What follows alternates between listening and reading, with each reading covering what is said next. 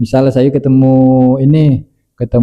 sepupu yang akhwat, yang perempuan ya Itu kan. boleh nikahin enggak? Nah, kita salaman. Nah, Ini pembahasan terakhir itu kalau bahas nikah jangan dulu. Salaman gitu kan, karena dia sepupu kan dekat, ya tak masalah lah. Kan tak mungkin kita nikah sama dia, tapi kan tetap bukan mahram, maka dosa tetap. Kecuali sama yang mahram kita. Berarti kalau bukan mahram kan boleh nikahi kan? Kalau bukan mahram boleh dinikahi. Iya. Kalau mahram, nah kalau mahram itu Hai guys.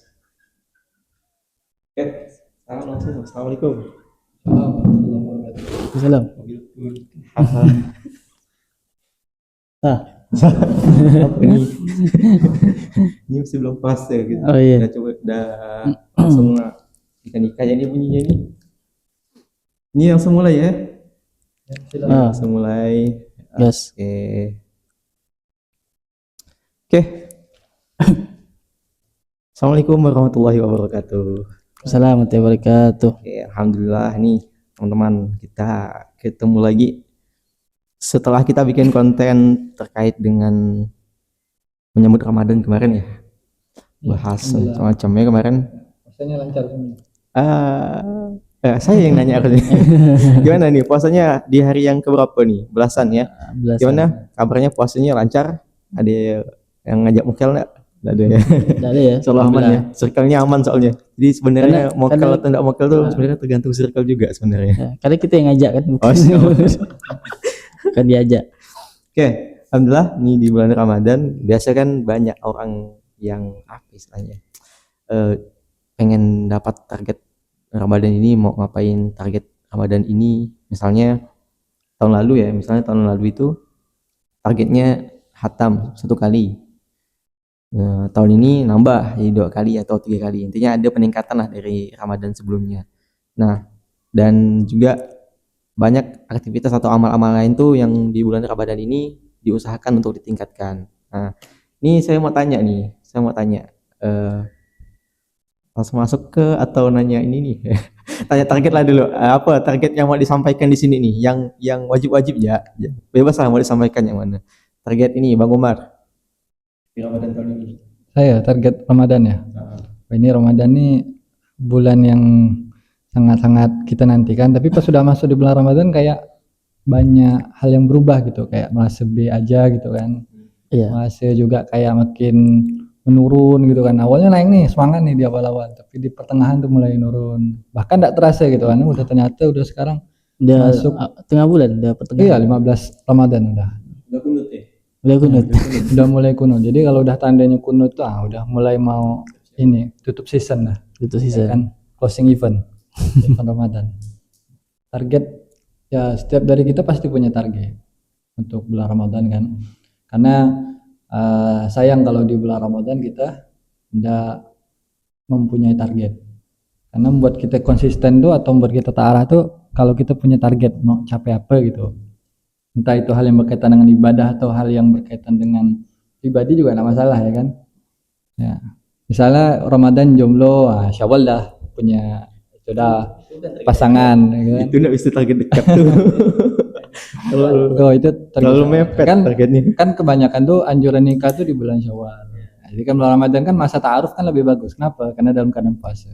Dan setan dibelenggu. Ya, setan dibelenggu. Jadi kan aman. Ta'aruf di bulan Ramadan tuh anjuran. Syawal jadi langsung ya apa targetnya nih, target Bang Umar? Ya, target saya sebenarnya terfokus pada cerita Nabi SAW yang beliau ketika itu turun dari mimbarnya dan malaikat Jibril datang kemudian berdoa dan Nabi mengucapkan amin, amin, dan amin.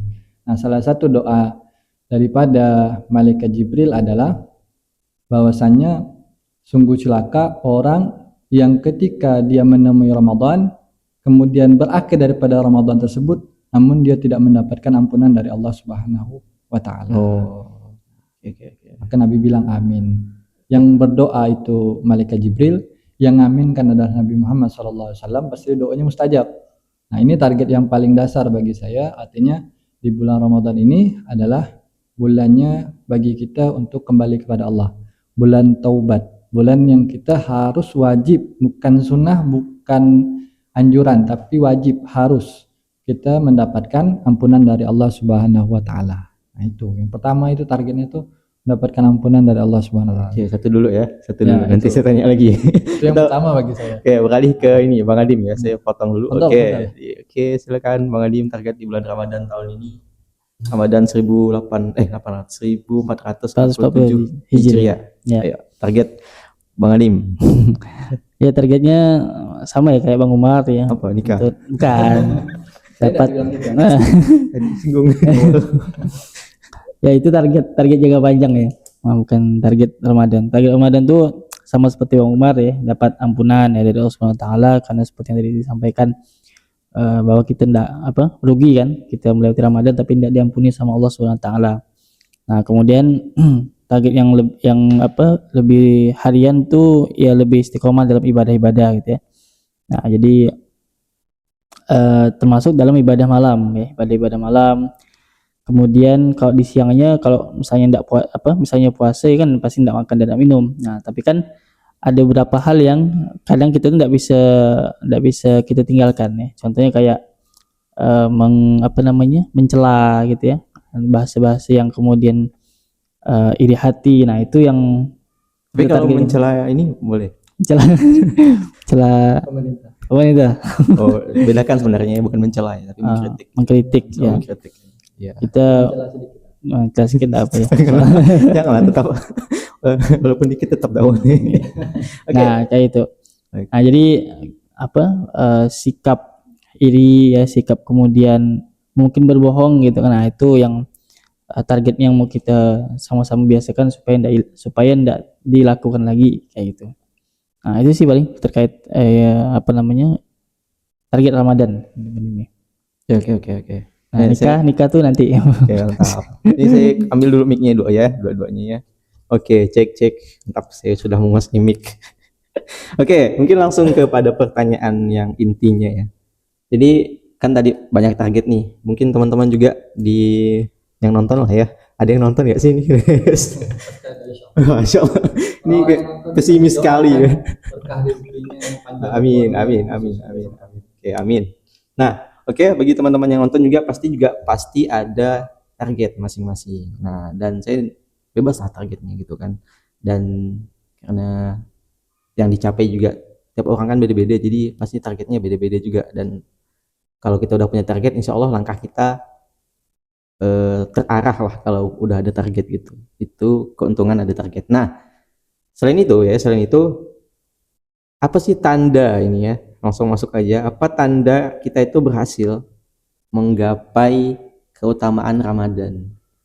Nah, atau nanti saya tanya lagi. Nah, siapa mau jawab dulu? Apa tanda seseorang Muslim itu ya, dia berhasil menggapai keutamaan bulan Ramadan?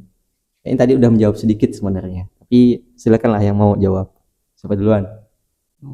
Oh, ini ke apa? Kosong. Tentang Ramadan ya, kita berhasil atau tidaknya menggapai Ramadan itu, selama di bulan Ramadan kita melakukan 3 hal ini. Ini disampaikan juga oleh Habib Abdullah Al-Haddad. 3 hal ini, yang pertama yaitu adalah tarkul ma'asi, meninggalkan semua bentuk kemaksiatan. Karena kalau kita puasa tapi masih maksiat, ya kita akan kehilangan banyak pahala.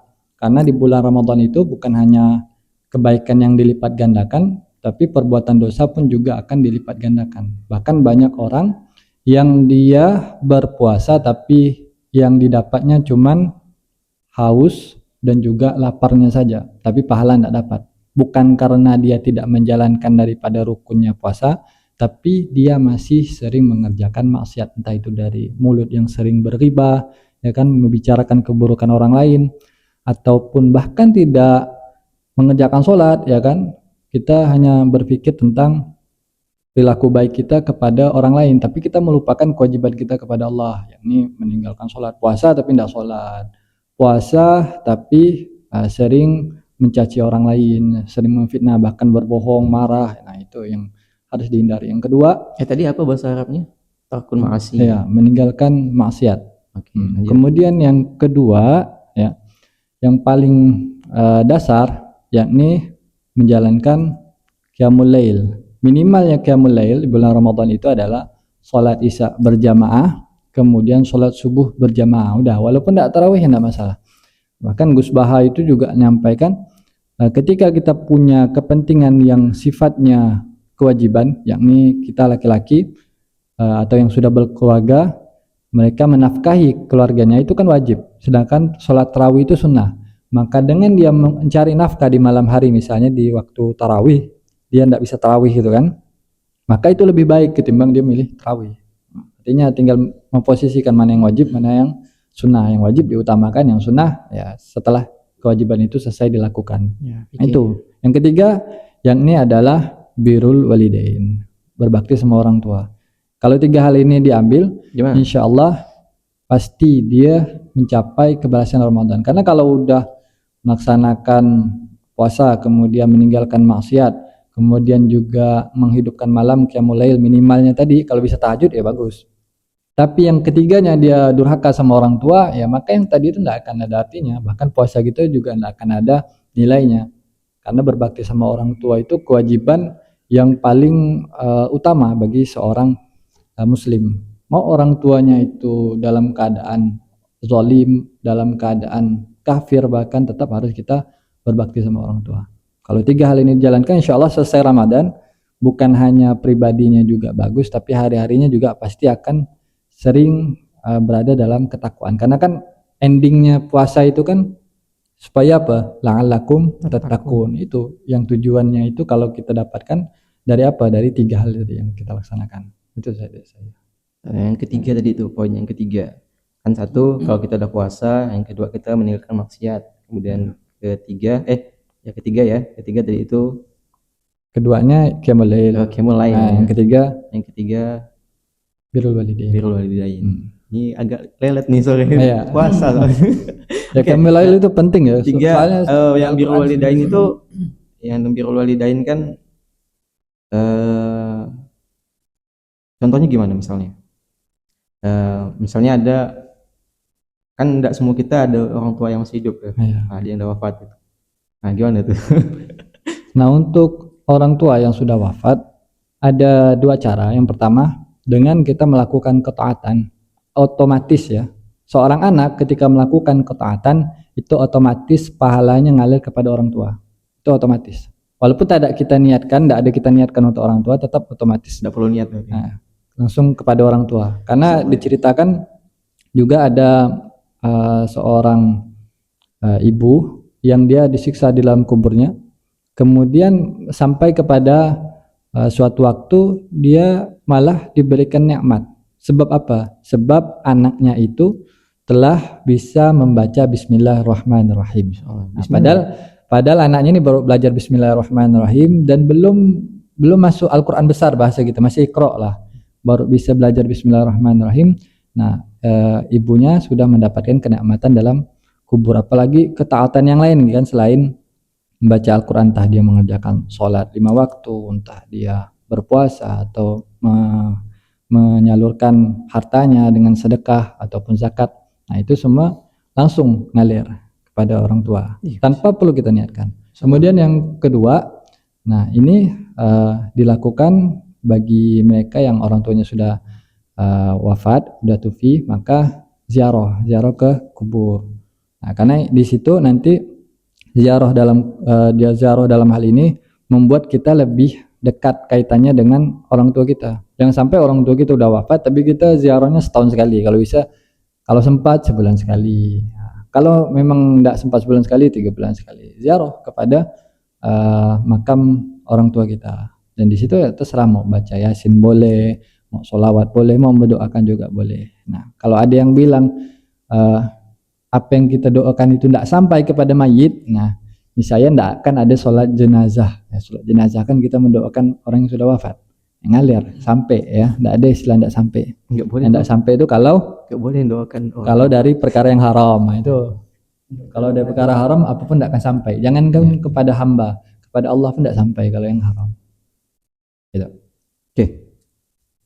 Masya Allah ya, baca bismillah pun udah diringankan siksa. Kalaupun orang tuanya disiksa ya, Ya. baca bismillah, anaknya pun belajar bismillah, ketika dia baca bismillah pun udah diringankan siksanya gitu kan. Masya Allah.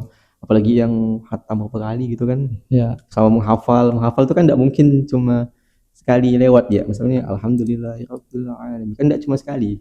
ya Untuk diulang menghafal misalkan berkali-kali. beratusan kali. Nah, itulah baiknya Allah tuh. Kalau kebaikan yang dikerjakan tuh dibalas berkali-kali lipat. Apalagi di bulan Ramadan. Iya, apalagi di bulan Ramadan. Wih, Nah, kalau dosa itu cuma dikasih satu aja.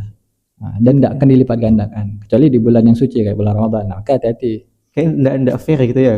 Ya. Kayak enggak fair. Maksudnya kenapa dosa tuh cuma satu kali ya gitu kan? Iya. Kenapa ibadah tuh kali-kali lipat gitu? Nah, karena Allah Arhamur Rahimin. Nah, Jadi Al-Quran itu dimulai dengan dari semua asmaul husna itu apa? Ar-Rahman, Ar-Rahim. Bukan Al-Malik, bukan Al-Quddus, bukan Al-Aziz. Yang paling pertama yang Allah saat nyatakan dalam Al-Quran, menunjukkan dirinya dalam Al-Quran apa? Bismillahirrahmanirrahim. Lagi mau ngomong yang pertama, pertanyaan pertama. Oke. Atau mau lanjut? Oke, lanjut ya. Oke, lanjut dulu. Ada pasnya, berarti Oke. beliau setelah ini. Oke, berarti ini tentang Lailatul Qadar. Oke, ini beliau mau tema yang ujung-ujung nih. Kayaknya udah mempersiapkan tema ujung nih. Tema yang ujung itu masterpiece. Oke, ini udah 15 menit kita berjalan, ada waktunya nih, mantap. Ada apa namanya? Perkembangan nih kita nih, ada timer. Ya, kalau nggak ada timer kebablasan kita sampai Isya. Lanjut sampai Qiyamul Lail nih. Oke, yang selanjutnya. Nah, di bulan Ramadan itu kan apalagi di 10 hari terakhir tuh makin apa ya? Makin besar kemungkinan ada datangnya malam ini tuh. Nah, malam ini yang disebut dengan malam 1000 bulan atau Lailatul Qadar. Nah, itu siapa mau jawab nih? Apa itu Lailatul Qadar? Kapan datangnya dan apa keistimewaannya? Oke, bebas mau jawab apa aja. Atau ada tempat recommended gak di Pontianak nih, Ustaz Adim, untuk kita itikaf? Santai dulu. Ya. Di mana? Di rumah nih. Ya, jadi apa nih yang apa itu Lailatul Qadar ya? Tempat ini tempat recommended recommended buat untuk itikaf ya di Pontianak. Ya, yang pastinya ada di Mujahidin. Masjid Raya Mujahidin. Nah, ini beliau Masjid Raya Mujahidin ini dia apa namanya? Memang menyediakan fasilitas untuk itikaf ya. Jadi dari fasilitas termasuk sahur juga disediakan. Ada kupon kan? Ada kupon. Pernah enggak semuanya sini? Pernah di panitia. Wis. Iya tuh. Nah, dan juga dia terpisah juga kan ikhwan dan akhwat ya secara ini. Nah, jadi ada panitia yang kemudian standby, jadi insyaallah di apa namanya dilayani lah untuk itikafnya. Nah, kemudian ada juga di mana masjid mana yang Kota Baru tuh? Darul Falah. Nah, Darul Falah tuh di situ juga ada itikaf. Ya daerah-daerah kita sini lah ya. Daerah sini juga. Sini ini di mana kata penonton? Nah, daerah ini Jeruju. Daerah Sungai Jawi. Nah, terus ada juga di Muhtadin Untan, Komplek Muhtadin Untan juga menyediakan itikaf. Kayaknya banyak sih masjid-masjid yang tapi mungkin akan lebih apa dihimbau atau direkomendasikan untuk bisa itikaf di masjid terdekat. Nah, karena pertama sebagai bentuk syiar lah gitu ya, sebagai bentuk dakwah kita bahwa ada satu ibadah lain di bulan Ramadan ini ya, selain dari itu puasa, ada juga yang sifatnya itu memang banyak keutamaannya gitu kan. Nah, bahkan Nabi pun sampai berlomba-lomba ya, Nabi dan istri Nabi gitu ya. Nah, kayak itu yaitu di 10 hari terakhir yaitu itikaf ya, dalam rangka untuk kemudian salah satunya adalah mengejar atau mendapatkan malam Lailatul Qadar. Oke. Apa itu malam Lailatul Qadar? Wa ma adraka ma Lailatul Qadar. Lailatul Qadar khairum min alfi syahr. Nah, jadi Lailatul Qadar itu adalah sebuah malam di mana ketika kita melakukan aktivitas tidak hanya sekedar sholat ya, tapi juga ibadah-ibadah, maka ibadah itu lebih baik daripada 1000 bulan. 1000 bulan. Nah, bulan Hijriah ke bulan Hijriah kayaknya lah. Iya kan? Belum ada Masehi. Nah, dan ini ada kisahnya gitu ya, ada kisahnya apa awal mula Lailatul Qadar. Jadi kalau tidak salah di zaman Nabi Musa itu, kan Nabi Musa itu kan usia umatnya itu panjang ya.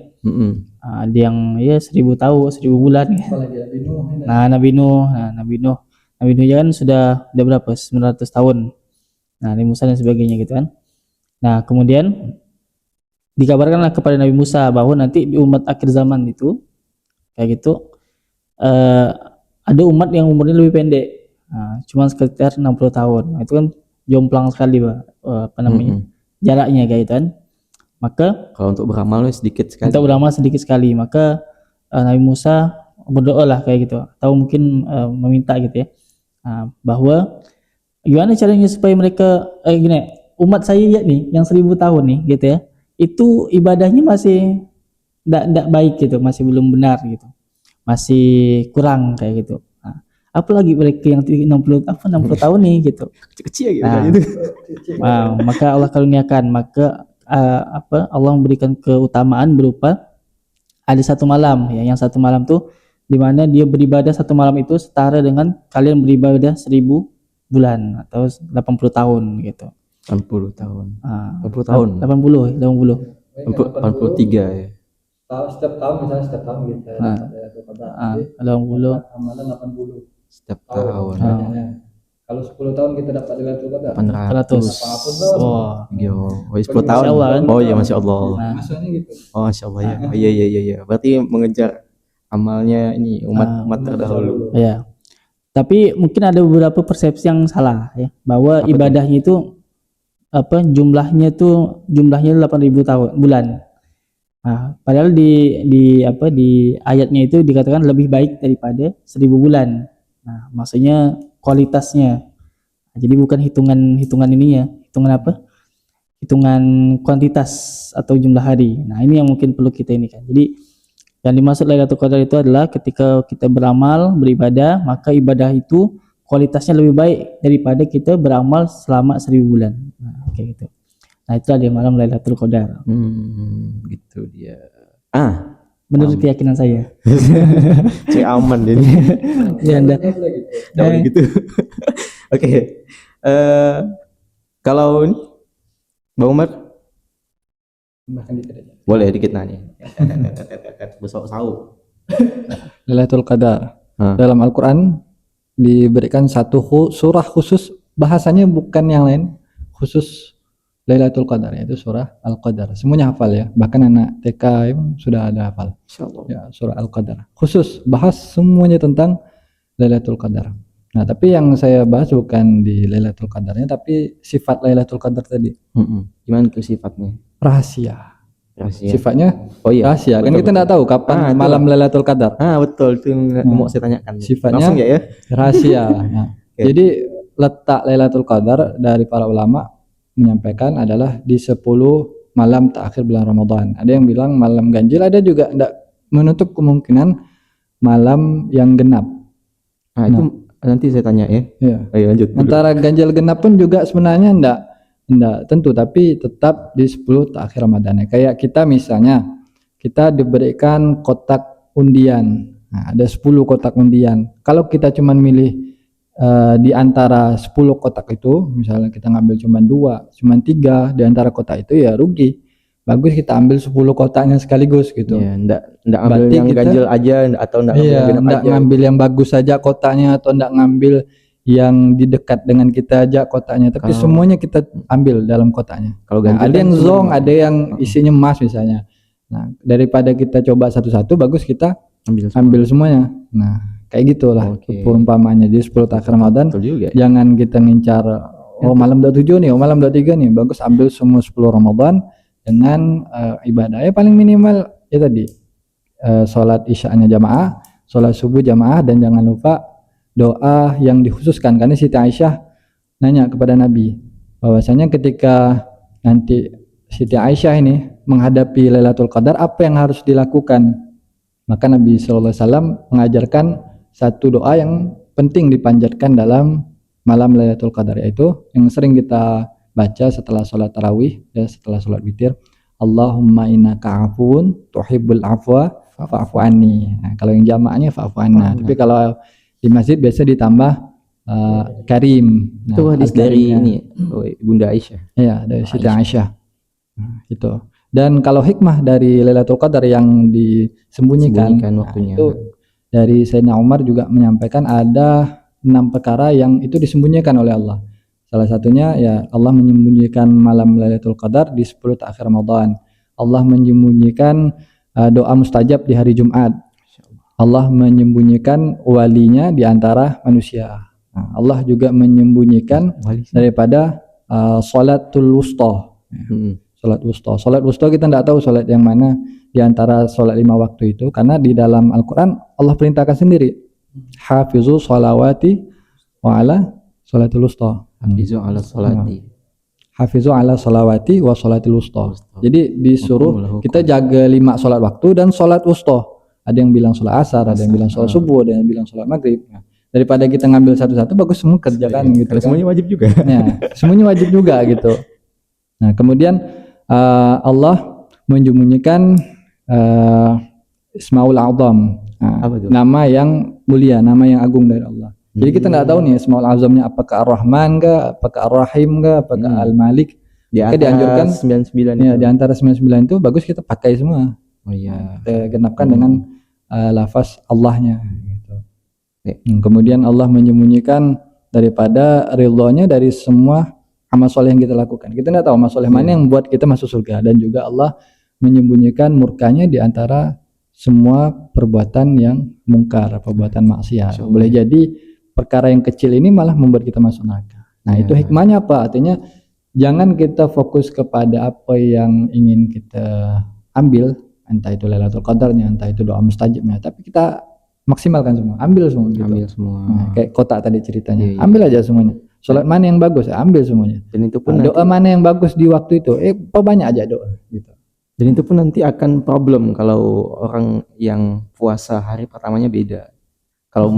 Kalau dia berkeyakinan ya di malam ganjil itu Lailatul Qadarnya. Maksudnya kan ada hari ini udah puasa, ada yang besoknya baru puasa kan, ada perbedaan itu gitu. Jadi pakai yang versi mana nih Lailatul Qadarnya? Ya, versi Muhammadiyah atau versi NU kan? NU kan. Tuh. Jadi enggak konsisten artinya. Maka alangkah baiknya ya maksimalkan aja semuanya 10 Ramadan tuh. Jangan juga catat guys. 10 Ramadan kan sayang, bagus 30-nya atau 29 Ramadannya. Walaupun di dalam sejarah memang Nabi SAW itu semuanya Ramadannya 29, cuma satu aja 30. Nabi mulai berpuasa itu kan di 2 Hijriah.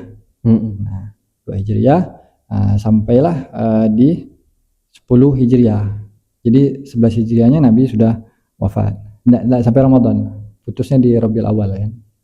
Nah, semuanya 29, ada satu aja 30. Tapi bukan berarti kita harus mencari yang ganjil-ganjil aja atau yang 10 terakhir aja, tapi maksimalkan semuanya. Lumayan sebulan sekali kan. Udah itu ya kembali ke normal. Oke, itu terkait dengan Lailatul Qadar. Sebenarnya ada mau bahas zakat nggak sih? Ini harusnya Idul Fitri ini. Oh, boleh zakat. Zakat dikit boleh kali. Adim ini amil lah. Zakat nah biasa jadi amil kan. Amil masjid ya, bukan amil zakat. Ya. Amil masjid. Amil masjid ya. Betul. Kalau amil zakat tuh ada definisi amil zakat khusus. Beda lagi. Mau tahu? Halako nanti.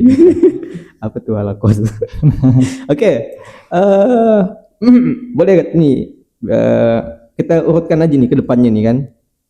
Tadi kita udah bahas hikmah Ramadan, kemudian Lailatul Qadar juga, dan di sela-sela waktu itu kan sambil menunggu Idul Fitri itu kan ada istilahnya kewajiban rukun apa?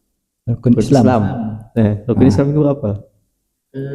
Kalau di dalam hadis ya. Beda ya, urutannya beda ya. Kalau dalam hadis asyhadu alla ilaha illallah wa asyhadu Muhammadar Rasulullah wa tuqimus shalah wa tu'tiyaz zakah. Langsung wa tusum Ramadan wa ila haji baitul haram. Kalau dalam hadis urutannya zakat itu yang ketiga. Tapi kalau biasa di buku-buku PAI itu zakat itu keempat. Iya, betul. Biasa ya. Urutan Jawa, enggak ngaruh urutan. Enggak ngaruh ya. Yang penting syahadat pertama. Hadisnya bunyinya Islam bukan? Ya. Bunyinya Islamu ala khamsin bukan? Itu kan kalau salah awalnya. Ini saya ada juga yang al-Islam ala khamsin, ada juga hadis yang mahwal Islam. Oh iya. Nah, dari malaikat Jibril mahwal Islam. Oh iya ya, itu yang malaikat datang itu. Nah, Terkait mahwal Islam. Nah, saya pakai yang mahwal Islam itu tadi. Iya, Hadis arba'in yang lebih kedua. dekat, lebih sahih gitu. Ya. Mutafakun alaih. Oke, zakat. Zakat itu waktunya kapan sih nih? Atau udah boleh dikasihkan satu hari Ramadan? Gimana? Siapa jawab? Ya, diam. Tadi di ini kan di apa namanya? Ya. Jadi di dalam itu tadi apa? Jadi di dalam bulan Ramadan ada satu ibadah yang juga wajib kita laksanakan ya. Yaitu namanya zakat ya, atau zakat lebih spesifiknya zakat fitrah. Kan kita lebih banyak familiar dua zakat kan, zakat fitrah dan juga zakat mal. Nah, zakat fitrah ini yang wajib dikeluarkan di bulan Ramadan. Nah, kemudian waktunya kapan? Waktunya itu ada beberapa ulama yang mengatakan sejak awal Ramadan itu udah boleh mengeluarkan zakat fitrah. Nah, kemudian batasnya itu sampai selesai sholat Id ya. Nah, sampai selesai sholat Id. Nah, tapi kalau misalnya dilupa sholat Id baru zakat, itu gimana hukumnya? Maka hukumnya bukan lagi zakat, tapi sedekah. Nah, kayak itu. Maka kayaknya beda pendapat nih. Nanti kita bahas ya. Menarik. Itu. Jadi dari awal Ramadan boleh, ada yang juga mengatakan dari semenjak hari terakhir atau malam Idul Fitrinya. Nah, sampailah sholat Id tadi itu. Nah, itu udah diperbolehkan untuk kemudian mengeluarkan zakat. Tapi sebaiknya mengasihkan zakat nih langsung ke ini ke 8 asnaf itu atau ke lewat perantara ini misalnya. Saya ulang nih. Lebih baiknya gimana? Oke.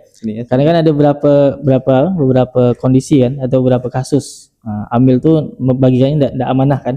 Nah, kayak gitu.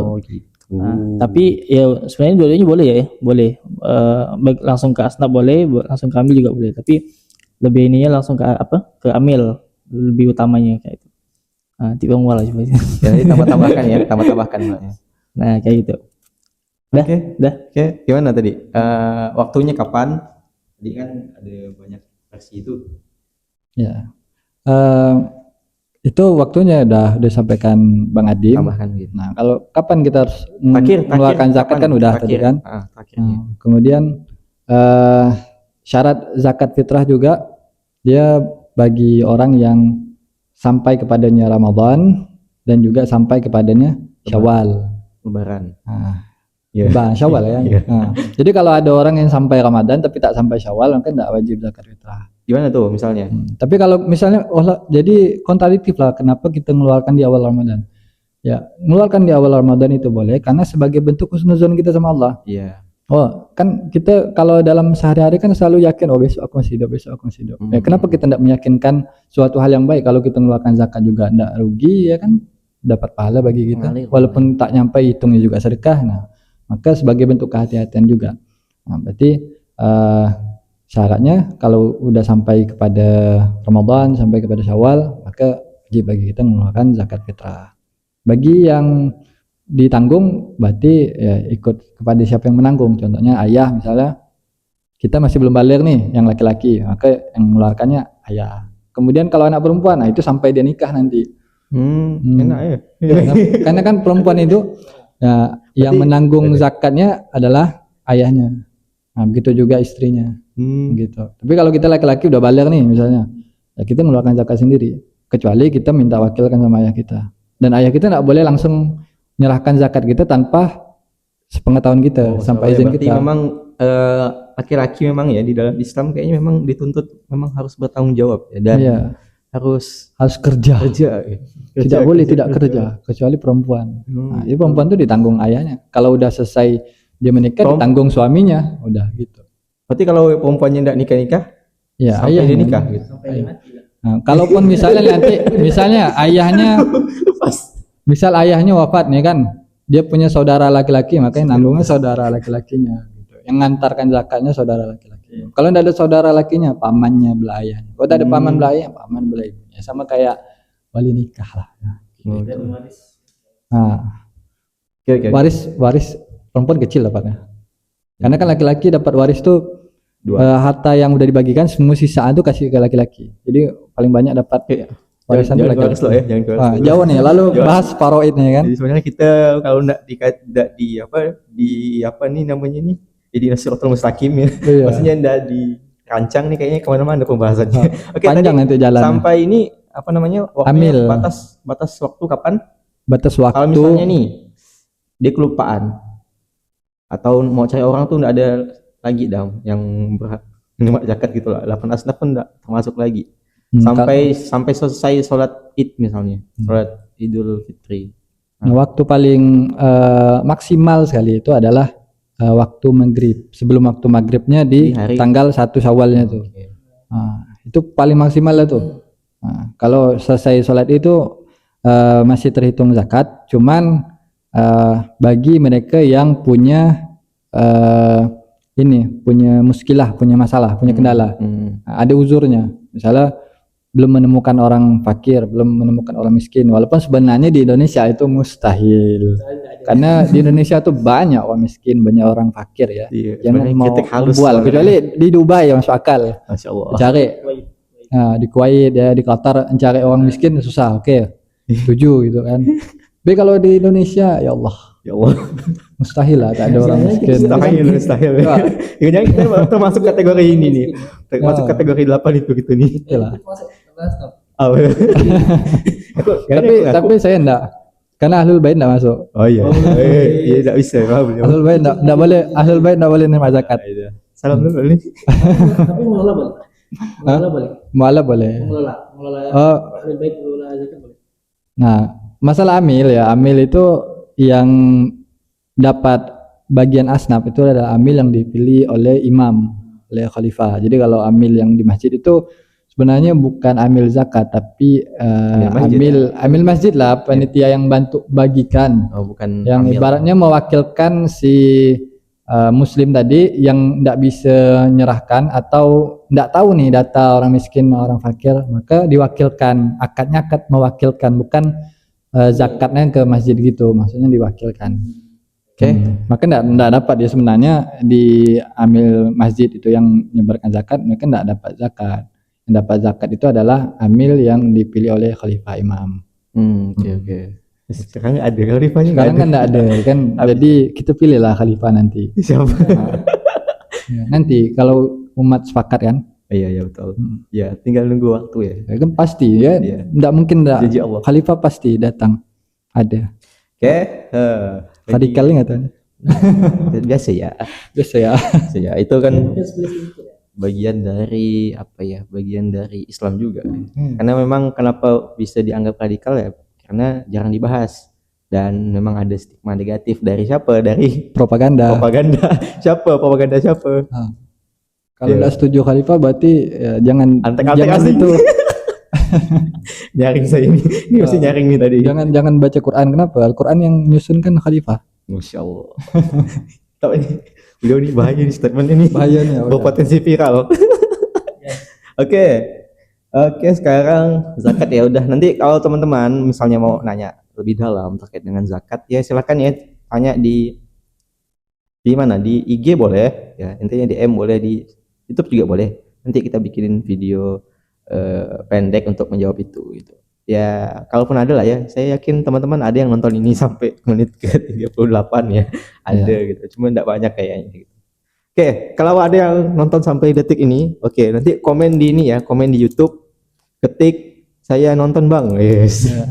Nanti kita ada giveaway. Saya udah janji. Nanti kan giveaway.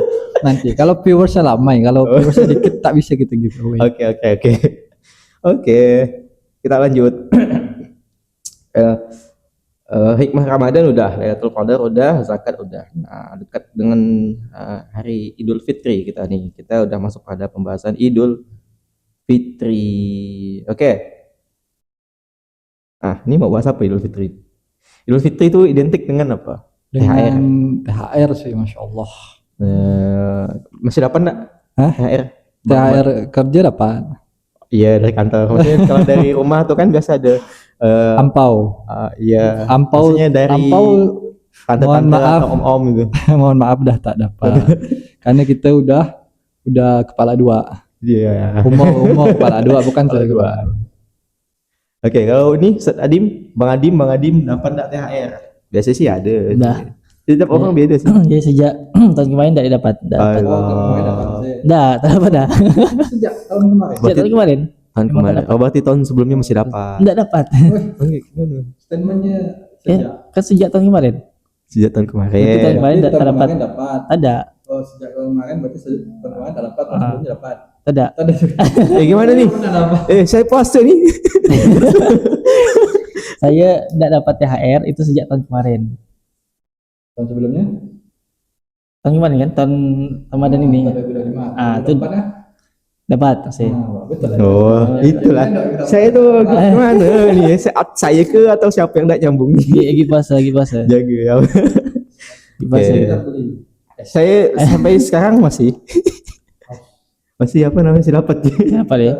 Tapi saya juga ngasih juga gitu. Oh. Apa namanya? Saya- Kan memang udah ini apa ya? Ibaratnya itu di keluarga ya, di keluarga saya itu kayak udah mendarah daging gitu. Ya. Ya.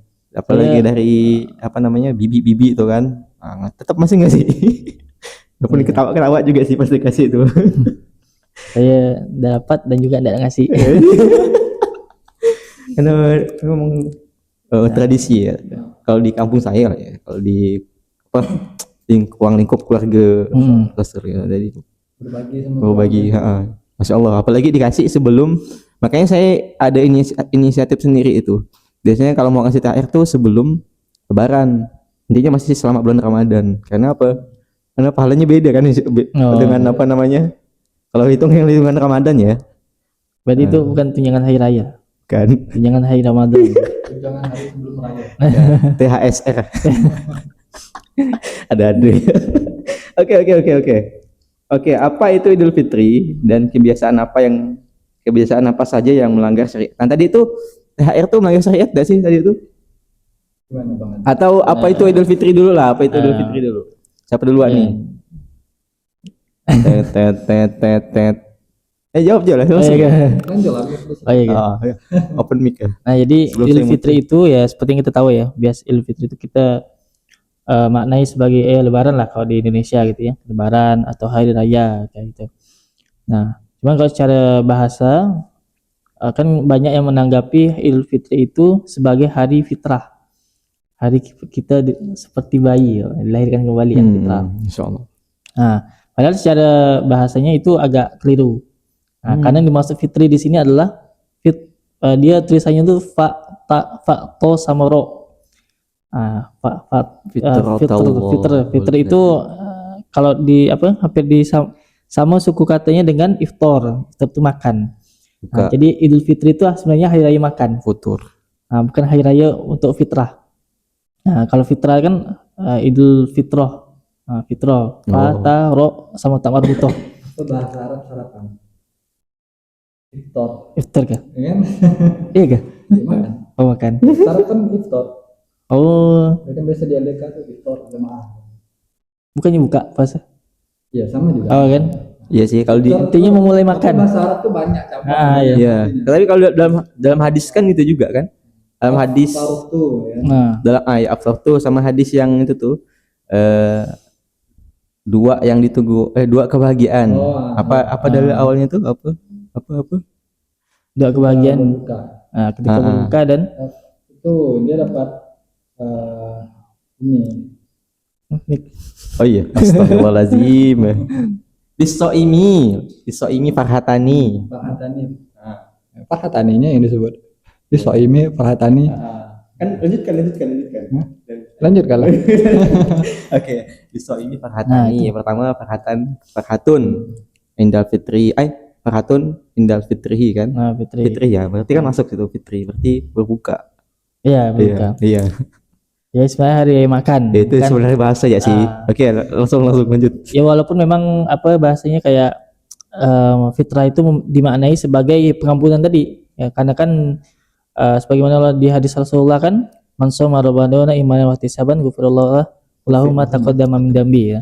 Artinya kan ketika dia berpuasa berharap karena iman dan berharap balasan gitu kan, maka ghufirallahu lahu ma taqaddama min dambi, diampuni dosa-dosanya. Nah, itu yang dimaksud dengan fitrah tadi itu, dosa-dosa yang dihapuskan seperti bayi-bayi yang baru lahir kayak itu.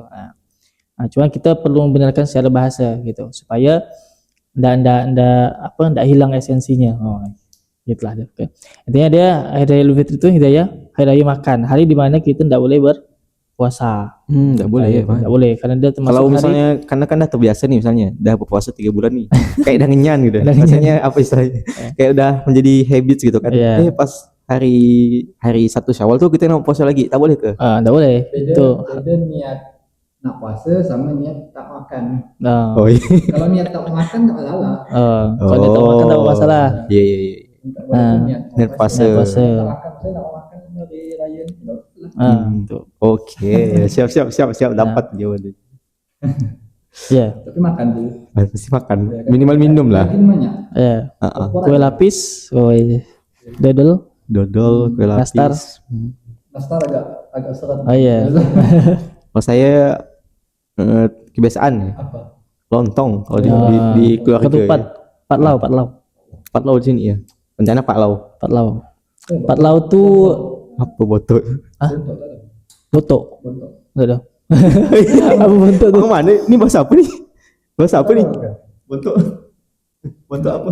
Pontianak bontok. Bentuknya? Hah? Bentuknya? Bentuknya ya ini satu besar gitu. Nanti masuk kayak palau bontok. Ya, nanti Enggak tahu. nanti cari bentuk.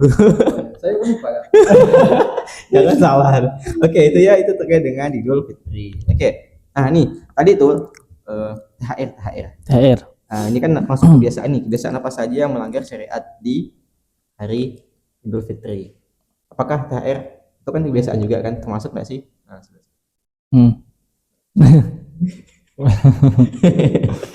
Oke, THR halal ya enggak?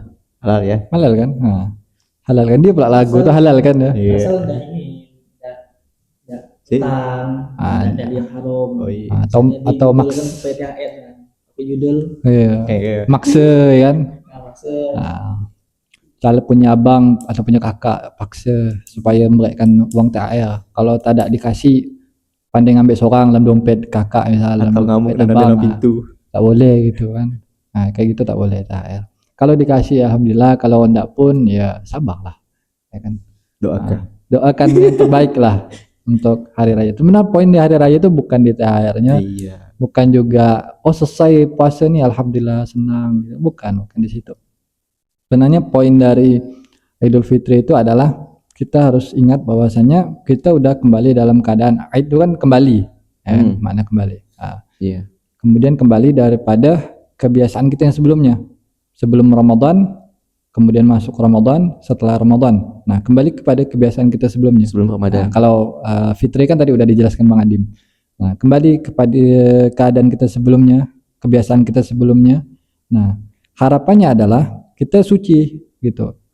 Maka perbedaan di bulan sebelumnya kita sering maksiat, sering buat hal-hal yang buruk, maka terbentuk kebiasaan baik selama 30 hari atau 29 hari Ramadan, maka kembali lagi kepada hal itu, kebiasaannya jangan sampai kembali kepada kebiasaan yang sebelum Ramadan. Nah, kebiasaan Ramadan itu tetap dijalankan, nah sedangkan hal-hal yang buruk sebelumnya kita tinggalkan. Nah, itu poinnya di situ. Karena kita sudah mendapatkan yang namanya afun. Jadi Allah itu mengasih yang namanya maghfirah dan juga afun. Nggak beda ya? Kalau maghfirah itu ampunan, itu Padahal sama-sama adalah dosa yang udah dicatat, kemudian Allah ampunkan. Kita tidak akan mendapatkan azab atau siksa dari dosa tersebut, tetapi tetap ditanyakan nanti di yaumil akhir. Kan ada orang yang dia banyak dosanya, ditanyakan kenapa engkau berbuat dosa seperti ini, benarkah kamu melakukan ini, dan semua hamba itu pasti bilang na'am ya Allah, saya pernah berbuat kayak ini, ya Allah saya pernah buat seperti ini, tapi tidak diazab. Itu maghfirah. Itu maghfirah. Sedangkan afun, ya maafnya Allah, itu dosa yang tadi dicatat oleh malaikat kemudian dihapus. Ibaratkan dosa itu tak pernah kita buat. Masya Allah. Nah, makanya masuk di Idul Fitri kita dalam keadaan suci seperti bayi baru lahir. Kenapa? Karena tidak ada catatan dosa sama sekali bagi mereka yang mencapai Ramadan semaksimal mungkin. Bukan yang ala kadar. Kalau ala kadar mungkin 50-50 lah. Ada yang dapat afun, ada yang dapat maghfirah. Paling minimal dapat maghfirah, tapi yang paling bagusnya dapat afun, maafnya Allah. Jadi dasar dharma ke-10 ya. Iya. Apa tuh? Lupa saya. Suci dalam pikiran, suci dalam pikiran. perkataan dan perbuatan. Oh, suci. Ya, oke. Suci. Kok beda? Kok nyambung? Apa nih? Ya, kalau dalam hari Lebaran itu kan banyak ininya, banyak pelanggaran yang mungkin secara kita tidak sadar itu pelanggaran syariat. Contoh, kalau di bulan Lebaran ya, bulan Syawal itu kita pasti nih Lebaran dari rumah ke rumah, keluarga, silaturahmi, bagus itu. Cuman yang jadi masalah ini yang akhwatnya terbuka auratnya, yang tidak pakai kerudung, pakai jilbab atau kerudung pun masih nampak rambutnya, kan sering tuh. Fenomena kadang tren tuh apa ya, kadang bikin saya bingung juga gitu. Idul Fitri ya. Malaikat juga bingung nyatatnya. Pakai kain yang cuma ditutupi kepalanya aja. Telekung. Ya, bahasa kita apa itu? Kain ditimpakan aja, bukan jilbab. Jilbab itu menuhi semuanya gitu, sampai ke bawah. Nah, itu. Ya ada sininya salaman juga, salaman ya kan. Misalnya saya ketemu sepupu yang akhwat, yang perempuan ya kan. Itu boleh nikahin enggak? Nah, kita salaman. Ini pembahasan terakhir. Itu kalau bahas nikah jangan dulu. Salaman gitu kan, karena dia sepupu kan, dekat, ya tak masalah lah. Kan tidak mungkin kita nikah sama dia, tapi kan tetap bukan mahram, maka dosa tetap. Kecuali sama yang mahram kita. Berarti kalau bukan mahram kan boleh nikahi kan? Kalau bukan mahram boleh dinikahi. Kalau mahram itu yang tidak boleh kita nikahi. Ada 4 ya standar mahram itu, karena nasab, karena persusuan ya, rodoah, kemudian karena pernikahan, kemudian karena situasi tambahan. Contohnya kayak ada kita menikahi seorang perempuan, kemudian perempuan ini punya adik, maka kita tidak boleh nikahi adiknya itu tuh jadi mahramnya kita selama kita masih punya status menikah dengan kakaknya. Ini kan mahram sementara. Kalau misalnya udah cerai dengan kakaknya kemudian nikah sama adiknya boleh. Maka mahram sementara. Oke. Ada langsung masuk aja nih kita ke tema nikah. Langsung tuh. Pas gimana tadi itu? Gimana tadi itu nikah, hukum menikahi sepupuan? Bukan mahram kan? Berarti boleh lah. Boleh. ini kenapa ada timbul pertanyaan seperti ini? Nah, memang banyak kasus juga nih kita di mana ya? Di Indonesia nih ya. Oleh ngumpul tuh kita baru sadar ternyata ada sepupu kita tuh. Masyaallah. Oke, dan langsung aja nih. Yali. Ini saya enggak berani banyak ngomong nih nanti. Ini saya paling dikit aja ngomongnya di sini ya pembahasan ini. Silakan kepada abang-abang berdua. Silakan Bang Adim. Hukum menikahi sepupu ya, jadi boleh.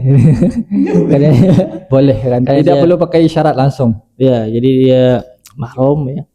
Bukan mahram, karena dia termasuk bukan mahram ya, sepupu itu bukan mahram. Cuman beberapa persepsi dari masyarakat tuh mengatakan bahwa sepupu itu masih mahram karena dia bahasanya keluarga dekat, hubungan darah gitu ya.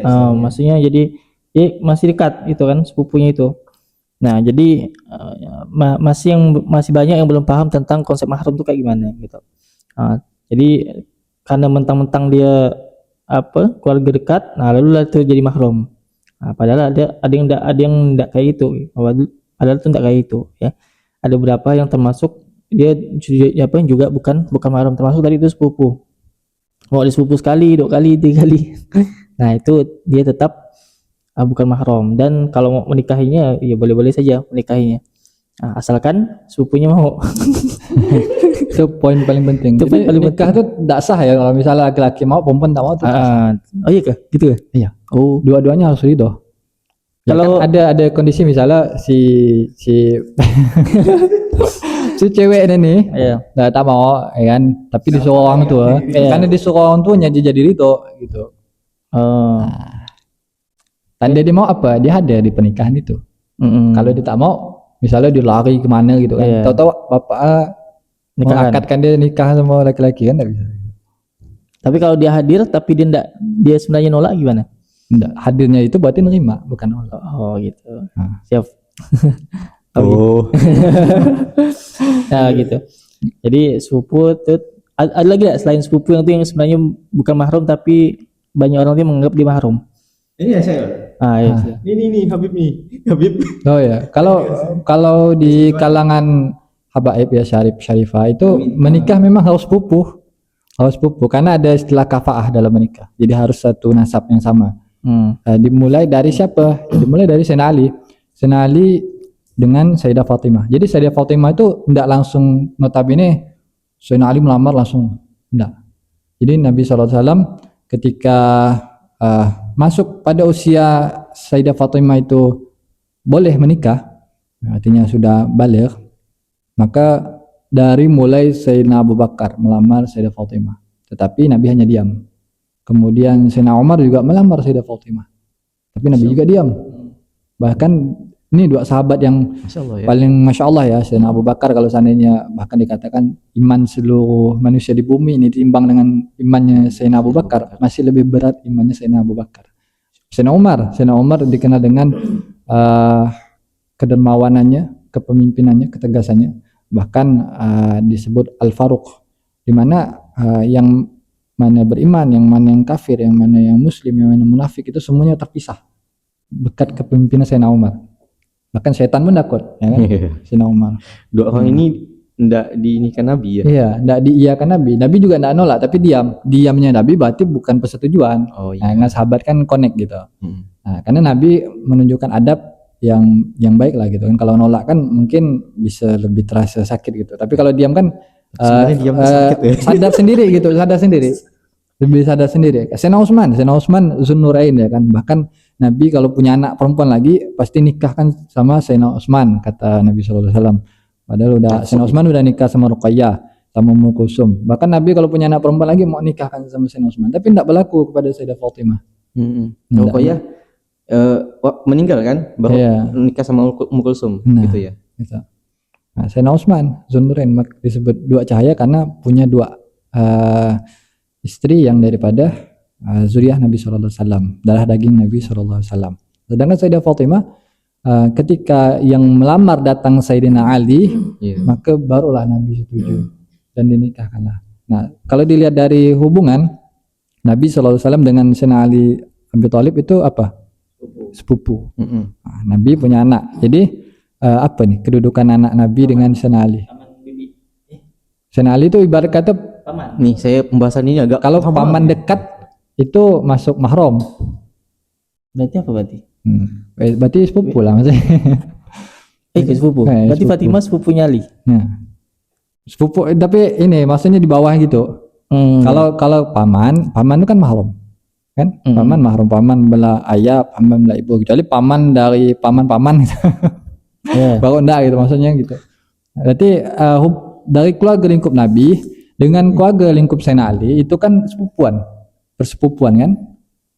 Ya kan? Coba kalau kita tarik kan? Kan kakeknya tuh Kakek sama nih Abdul Muthalib. Ayah ya beda. Ayahnya Abu Thalib.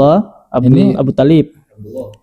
Yang Sayyidina Ali Abu Thalib, yang Rasulullah Abdullah. Nah, jadi kedua ayah mereka ini punya ayah kandung yang sama. Nah, jadi sepupu lah. Yang lahir kan Rasulullah, Sayyidina Ali sepupu. Punya anak. Nah, Sayyidina Ali nikah sama anaknya Nabi Muhammad. Berarti kan dalam keluarga lingkup sepupu tadi nih. Iya. Nah, kemudian turunlah sampai Ali Zainal Abidin, Muhammad Al-Baqir, sampailah kalangan Bani Alawi sekarang ya. Kenapa Bani Alawi banyak di Yaman, Hadramaut ya karena kejadian Karbala. Kan dari Madinah hijrah ke Irak ya kan, Irak nanti pergi lagi ke Yaman karena ditindas. Kita kan tidak mungkin diam di tempat yang itu menzalimi kita kayak Nabi hijrah dari Mekah ke Madinah gitu. Jadi intinya menikahi sepupu boleh ya? Boleh ya. Kami juga nikah sama sepupu. Kalau misalnya ada syarifah yang mau ya gas gitu. Bahasanya gitu, Bah. Kita langsung ini ya, Bah. Langsung komen di bawah ini. Malu-malu tapi mau gitu kan. Oke. Itu terkait dengan nikah ya. Ini kita udah masuk tema nikah sebenarnya. Kita belum menikah bertiga nih. Jadi kira-kira itu sebenarnya tuh kemarin saya agak gimana ketika abang-abang nih ngejak saya bahas tema nikah ini gitu. Apakah kita harus menghadirkan ustadz yang dia tuh udah nikah ataupun abang-abang yang nikah? Tapi enggak apa-apa, ini kan ilmu ya. Ilmu tuh enggak harus kita kita sampaikan saat kita menjalani ilmu kita apa istilah itu? Amalkan dulu ilmunya gitu kan. Iya. Paham gak maksudnya? Iya paham. Ah. Contohnya kayak gini, misalnya ada orang yang dia bahas tentang haji umroh, tapi dia belum pernah haji umroh. Apakah boleh gitu? Kan boleh aja kan? Masa mau mati dulu ya? Ya sama mati juga gitu, bahas tentang siksa kubur gitu kan. Masa nauzubillahi min dzalik. Oke.